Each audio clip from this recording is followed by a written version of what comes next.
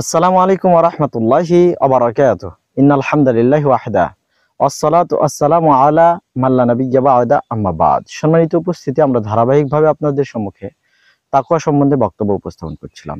এ পর্যায়ে ২৭তম পর্বে এসে আমরা গুরুত্বপূর্ণ একটা বিষয়ে কথা বলবো।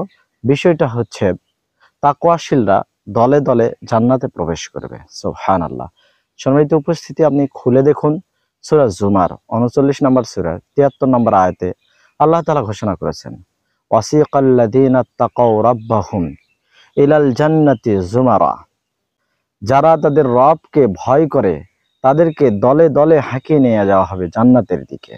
হাত্তা ইযা জাউহা ওয়া ফুতিহাত আবওয়াবুহা, এমনকি তারা জান্নাতের নিকটবর্তী উপস্থিত হবে এবং তাদের জন্য জান্নাতের দরজা খুলে দেওয়া হবে। ফাকালা লাহুম খাজানাতুহা, অতঃপর দ্বাররক্ষী ফেরেশতারা তাদেরকে বলবে, সালামুন আলাইকুম, তোমাদের উপর শান্তি বর্ষিত হোক, তিবতুম, তোমরা সুখী হও, ফাদখুলুহা খালিদিন, এবং তোমরা চিরস্থায়ী ভাবে জান্নাতে প্রবেশ করো। সুবহানাল্লাহ।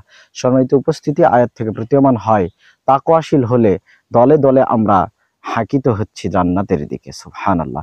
শুধু তাই নয়, আপনি তিরমিজি খুলুন, ৬১৬ নম্বর সংখ্যায় হাদিস এসেছে।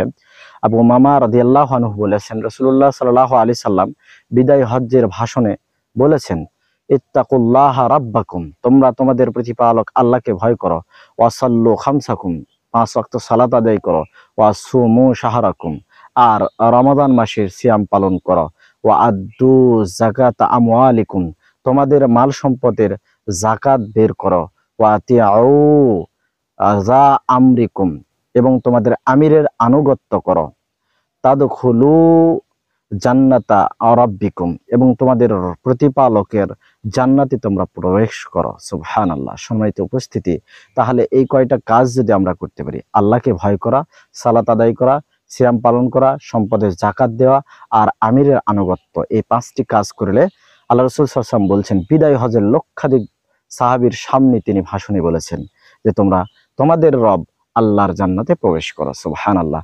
আসুন আমরা এই ৫টি কাজ করি, করে জান্নাত ক্রয় করি। আল্লাহ তৌফিক দান করুন, আমিন। ওয়া আখিরু দাওয়ানা আনিল হামদুলিল্লাহি রাব্বিল আলামিন। ওয়াসসালামু আলাইকুম ওয়া রাহমাতুল্লাহি ওয়া বারাকাতুহু।